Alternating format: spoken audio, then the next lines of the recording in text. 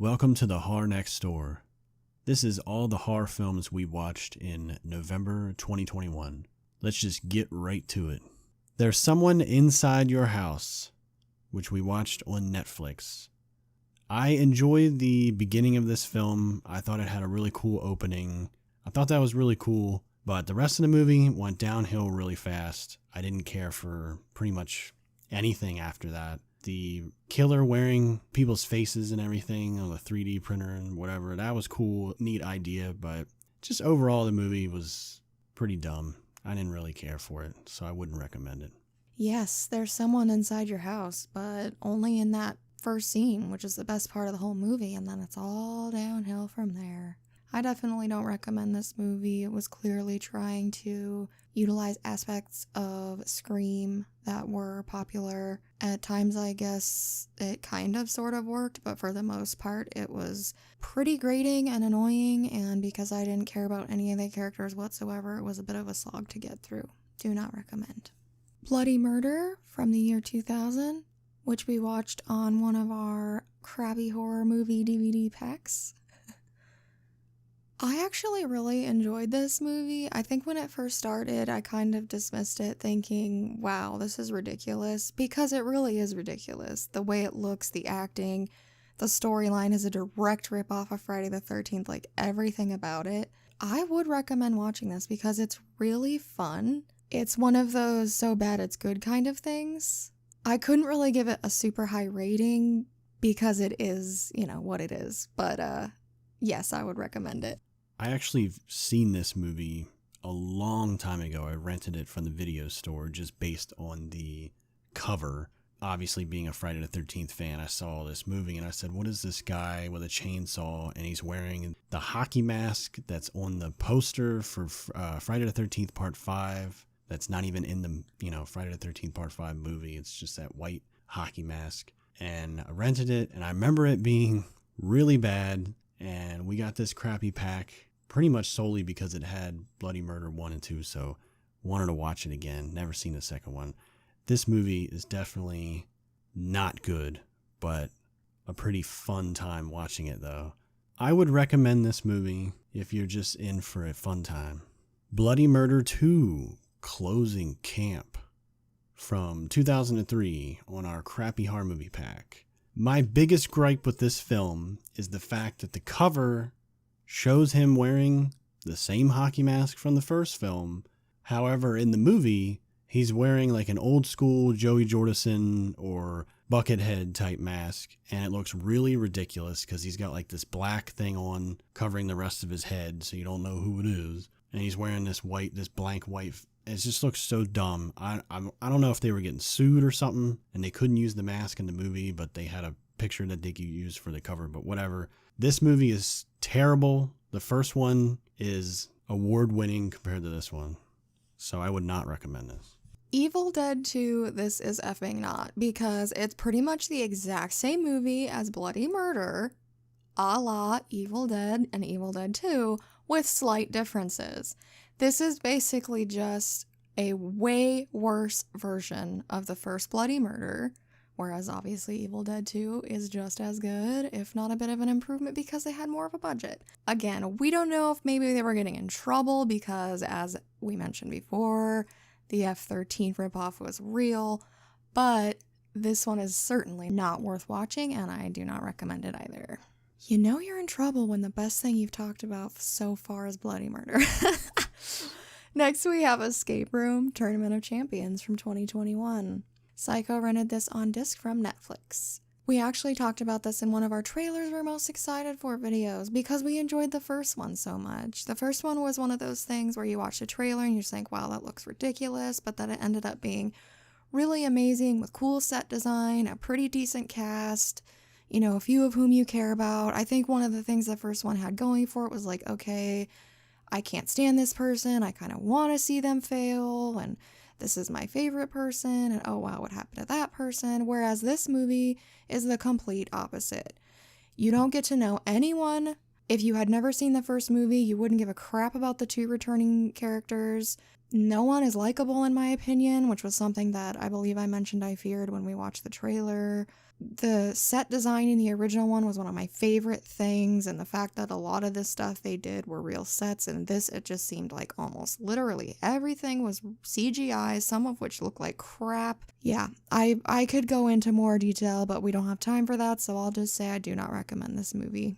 So when we talked about this in our trailer videos, I said that I thought the first one had promise of setting up some kind of series or whatnot. One of the things I was looking forward to is them explaining this organization is carrying out these escape rooms, these over-the-top, elaborate escape rooms. But in Escape Room Tournament of Champions, they really don't explain anything.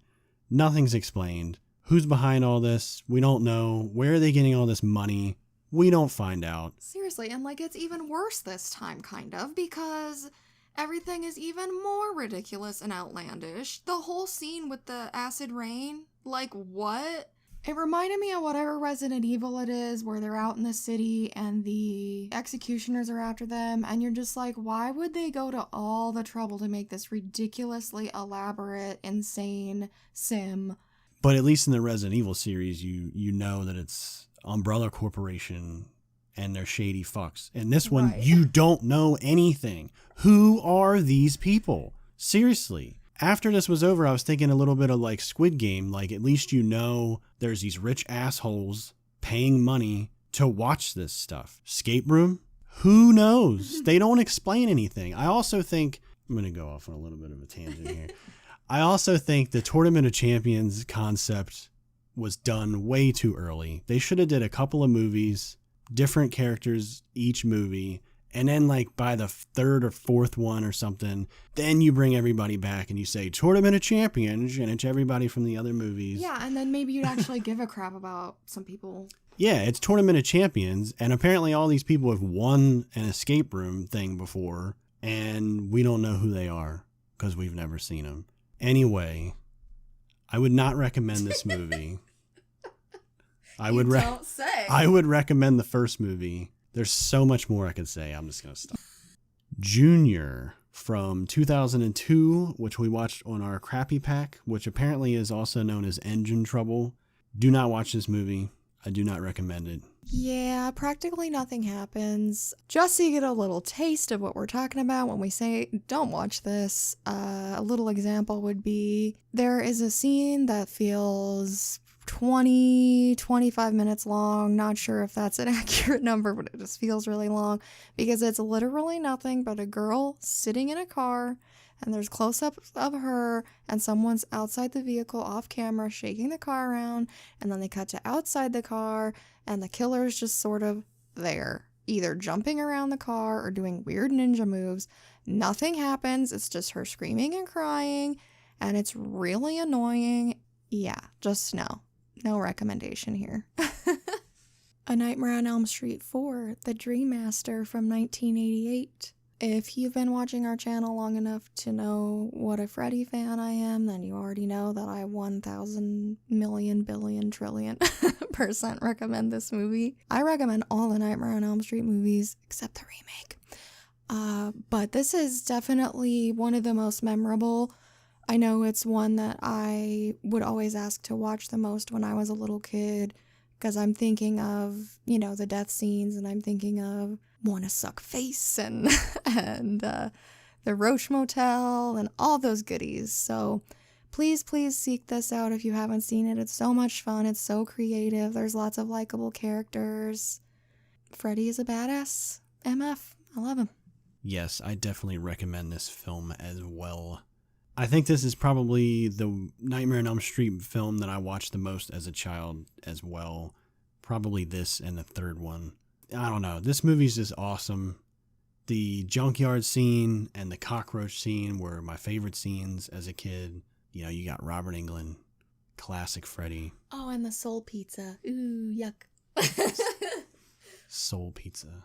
This movie's great. If you haven't seen it, check it out. Held from 2020, which we watched on Hulu. This movie was about average for me. It wasn't the greatest thing ever made, but it wasn't the worst thing ever made either. It had an interesting twist at the end, pretty fucked up depending on how you feel. I guess I would recommend this. Yes, I mean, it definitely is at least a unique premise, and there were some aspects of it that I did enjoy. I just feel like overall, when the movie was over and everything was explained and stuff, I just felt a little bit disappointed because this is another one that we talked about that we were excited when we saw the trailer, and it didn't add up to, I guess, what I was expecting. I guess I can say I would recommend it, but I definitely wouldn't prioritize it. Deadly Species from 2002. This was on the same crappy horror movie pack. Wow. This movie's bad, okay? And it's not as fun or as good as Bloody Murder, but just, like, it's still fun because it's so ridiculous.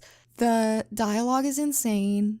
You really can't even believe it's real half the time. I don't know why the characters say each other's names, like, in every sentence. I don't know. They'll just be like, Brian, why did you do this? I can't believe you did that, Brian. And then the person, I can't even do it. I can't even. But anyway, like, there was this other hilarious part where this chick, like, interrupts everybody. She's all, oh, I finally got all the pieces of the whatever, something they found, because they're out there digging for something. They're on, like, an expedition and everything, and they dug up some kind of, like, artifact or something, and she's like, oh, I finally got all the pieces together. And then the camera cuts to it. It's in, like, 4 pieces, like 4 giant pieces. And I'm like, what do you mean finally? Like, how is that hard? I got tears in my eyes. So, like, I kind of don't recommend this because it's so ridiculous and dumb, but I do think it's worth watching once. Like, I would recommend it once, and also make sure you're watching it with people who know how to have fun. I'm not really going to add much more to that because she pretty much wrapped everything up.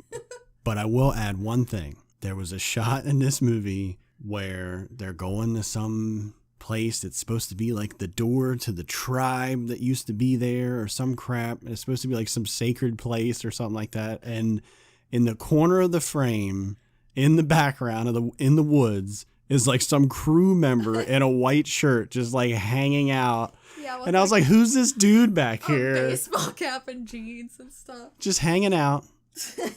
And I'm like, wow, this movie. I highly recommend this film. And I also don't recommend it. Creepy Crawlers from 2000, which was also on our crappy horror movie pack, which is also apparently known as They Nest.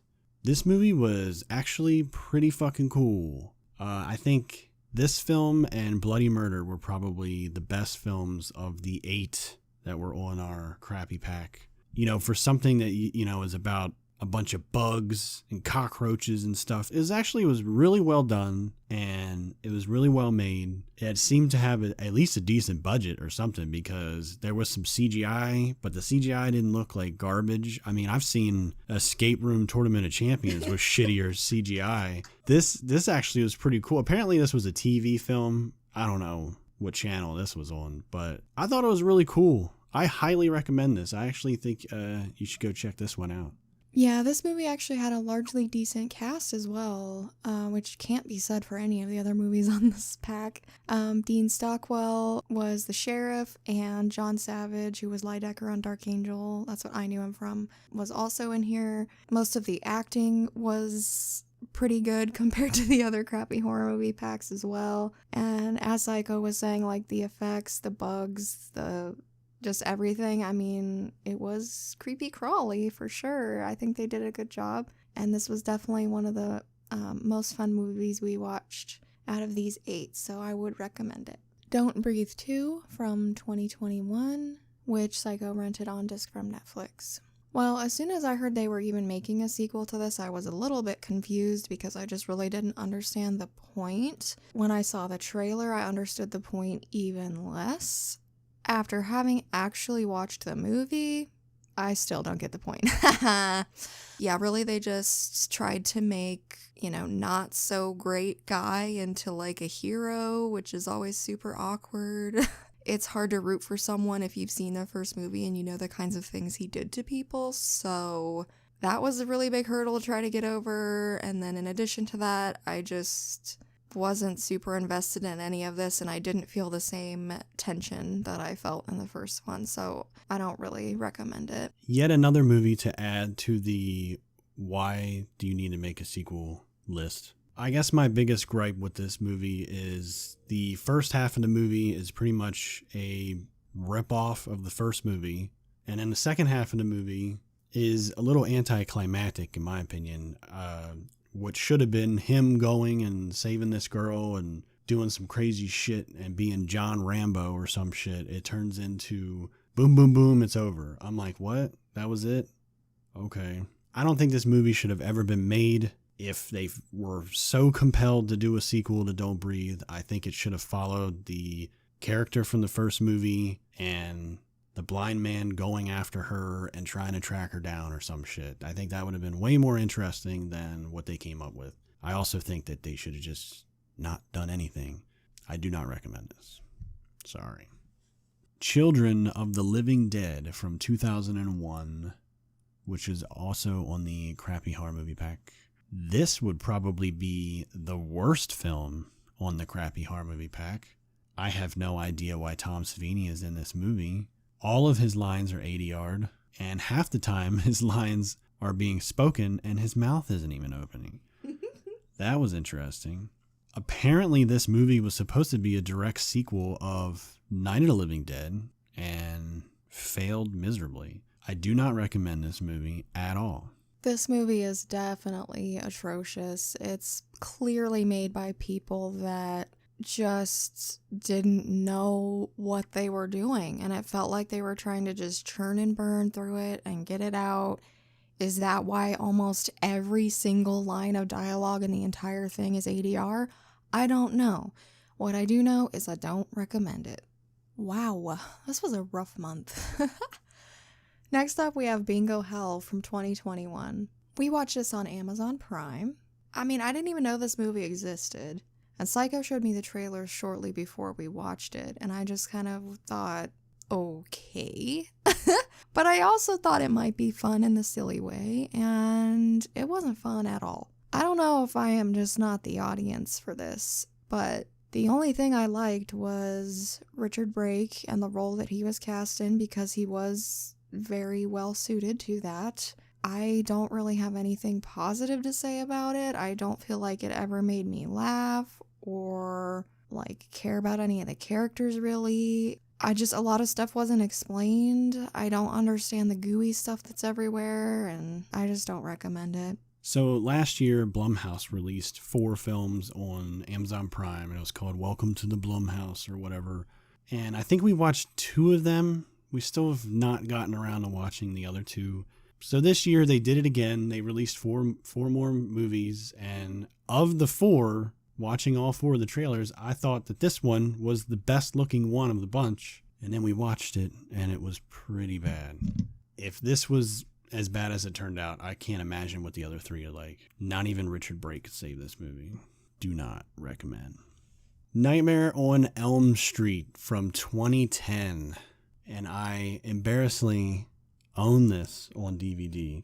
Apparently, we were torturing ourselves this month because there's so many bad movies that we watched that we didn't even realize until we go back and look at, the list. The only reason we watched this was because we made a little deal between one another. If I watched the Harry Potter movies, I would make her watch Nightmare on Elm Street remake again because she had only seen it once when it was in theaters and she wanted to rip her eyeballs out. And I had only seen it maybe 3 times. Anyway, that being said, this movie, man, I don't even know. There's only like one scene, or not even really a scene. It's really just a sequence of frames that I like. And it's the part where she's in the pharmacy and it's going back and forth between the boiler room and the pharmacy. I thought that was cool. I thought that looked cool. Other than that, there's really nothing in this movie where I'm like, whoa, man, this is awesome. No, it's bad. It's really bad. I don't like the way he looks. I don't like the way he sounds. I do not recommend this movie. Last thing I'll say is, what in the fuck is that ending with the CGI coming through the mirror with Connie Britton or whatever. Like, what is going on, dude? The reason that the exchange we made is all of the Harry Potter films, and I only have to watch this one film, is because I hate it so passionately. Having been a Freddy Krueger fan since I was like old enough to walk or even watch a TV or whatever, like, this was heartbreaking for me. Like, I was mad that I paid it in the theater, and it's one of the only movies that I can remember ever feeling like I wanted to walk out on in the theater. I just think it's so tasteless to take the character where they took him. If you've seen this, you know what I mean. It's like subtly hinted at in the original movies, very tastefully, never goes to any kind of ridiculous extreme this does. And some of the lines that he says are revolting. I just cannot complain about this enough, so I'll stop there and just say I do not recommend it, and I have absolutely nothing against Jackie Earle Haley as an actor because I do think he is a good actor, but this just never should have happened. I'm sorry. The Conjuring, The Devil Made Me Do It from 2021. Psycho also rented this on disc from Netflix. Although I was looking forward to seeing this because I love the prior two Conjuring films, the trailer did actually make it look sort of cheesy and bad. I was actually impressed with it after watching it. I do think the main thing that carries the whole film is the relationship between the Warrens, because it very quickly devolves from what the title is and the, supposed true events that it's based on into like a witchy, cursey totem type thing that is still pretty entertaining and pretty cool and everything, but just not what you expect after you read the synopsis or watch the trailer or whatnot. So I would recommend it. Just know that the prior two Conjuring films are certainly better, and you're not completely getting the whole I'm pleading demon possession in my court case for murder thing when you go into it. I was very surprised with this as well. When I heard that James Wan was not coming back to do the third one, I was like, well, that movie's gonna suck. Wasn't really too blown away by the trailer, but this movie actually turned out to be pretty cool. I would recommend it. It's definitely one of the better Conjuring universe films, in my opinion. Shock from 1977, which Hellcat owns on DVD. I had never seen this before. She had. And this movie was fucking cool. For those that don't know, this is an Italian horror film by Mario Bava. So this is a classic story of weird things happening around a house, and no one believes the mother, and the kid is acting weird, and just weird shit's happening, and what is going on.